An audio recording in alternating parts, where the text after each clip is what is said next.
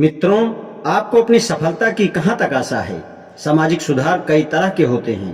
पहला, जिसका संबंध लोगों की धार्मिक विचारों से नहीं होता है, बल्कि वह शुद्ध रूप से धर्मनिरपेक्ष होता है, आम समस्याओं से होता है।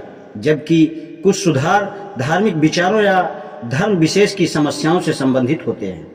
ऐसे सुधार आगे दो प्रकार के होते हैं। इनमें एक सुधार धर्म के नियमों के अनुसार होता है और उन लोगों को मूल धर्म में वापस आने और उसका पालन करने के लिए आमंत्रित करता है जो धर्म छोड़कर चले गए थे।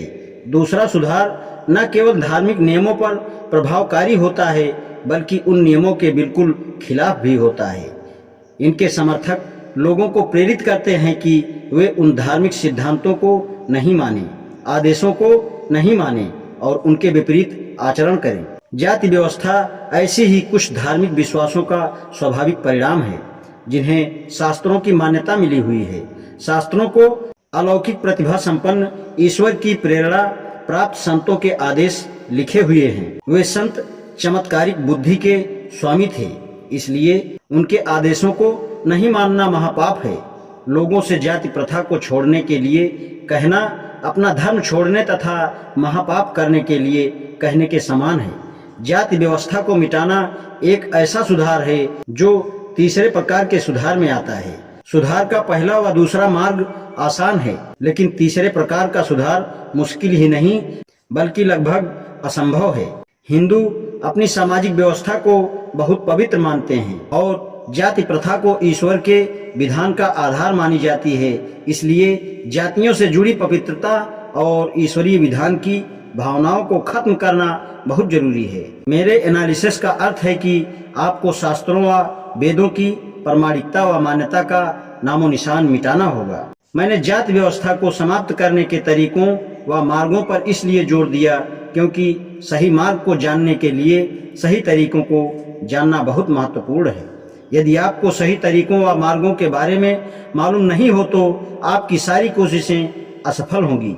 इस प्रकार इस समस्या का यदि मेरे निकाले हुए परिणाम सही हैं तो आपका काम बहुत मुश्किल है। केवल आप ही कह सकते हैं कि आप इसमें सफलता हासिल करने के काबिल हैं या नहीं। जहाँ तक मेरा सवाल है, मैं तो इस काम को लगभग असंभव ही समझता हूँ। आप यह जानना चाहोगे कि मैं ऐसा क्यों सोचता हूँ। इसके कई कारण हैं। सबसे पहला कारण है ब्राह्मणों का शत्रुतापूर्ण व्यवहार जो वे इस समस्या के प्रति दिखाते आए हैं। ब्राह्मण देश के लगभग सभी राजनीतिक सुधार और कुछ आर्थिक सुधारों के आंदोलनों का नेतृत्व करने वाले अगुआ रहते आए हैं, लेकिन जातियों के बंधनों को तोड़ने वाली फौज की लाइन में अगुआ तो छोड़ो, सबसे पीछे भी खड़े नहीं दिखाई देते। क्या भविष्य में ब्राह्मणों से इस आंदोलन का नेतृत्व करने की आशा की जा सकती है? मैं कहता हूं कि नहीं। आप पूछ सकते हैं कि क्यों? आप कह सकते हैं कि हमेशा के लिए सामाजिक सुधार से दूर भागने का ब्राह्मणों का कारण समझ में नहीं आता और वे शायद अब आगे ऐसा नहीं करेंगे। आप यह भी कह सकते हैं कि ब्राह्मण यह अच्छी तरह से जानते हैं कि जात पात हिंदुओं के लिए अभिशाप है और एक बुद्धिमान वर्ग के तौर पर वे इस अभिशाप के परिणामों के प्रति उदासीन नहीं रह सकते। कुछ लोग यह भी कह सकते हैं कि ब्राह्मणों में दो तरह के लोग होते हैं। पहले वह जो पुरोहिताई करते हैं या सनातन धर्मी हैं।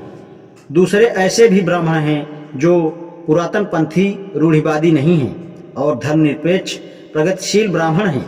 यदि पुरोहित पुरातन पंथी ब्राह्मण जाति व्यवस्था को तोड़ने के लिए तैयार नहीं होते तो आधुनिक सोच वाले ब्राह्मण जरूर इस आंदोलन में शामिल होंगे।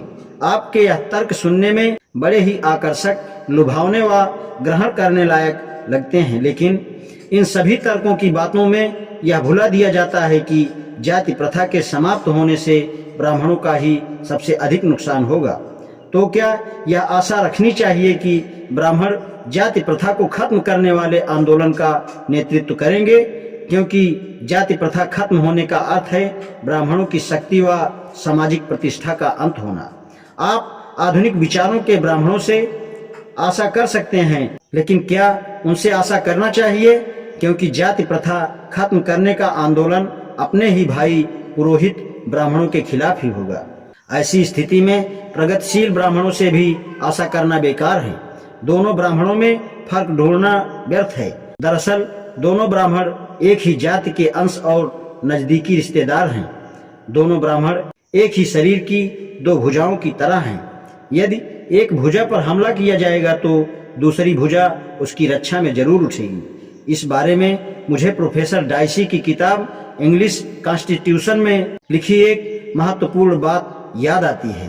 संसद के कानून बनाने वाली सर्वोच्च सत्ता पर वास्तविक पाबंदी की बात करते हुए प्रोफेसर डाइसी ने लिखा है, किसी भी शासक की प्रभुसत्ता को अपने अधिकारों के प्रयोग में दो रुकावटों का सामना करना पड़ता है। इनमें से एक अंदरूनी रुकावट है और दूसरी बाहरी। किसी प्रभुसत्ता की बाहरी सीमा इस बात की संभावनाओं पर निर्भर करती है कि उसकी प्रजा या प्रजा के अधिकतर लोग उसके आदेशों व कानूनों की अवहेलना यानी कानूनों को तोड़ने या उनको लागू करने में रुकावट डालेंगे। इसके विपरीत आंतरिक प्रभुसत्ता स्वयं शासक की शक्ति के स्वरूप व प्रकृति से पैदा होती है।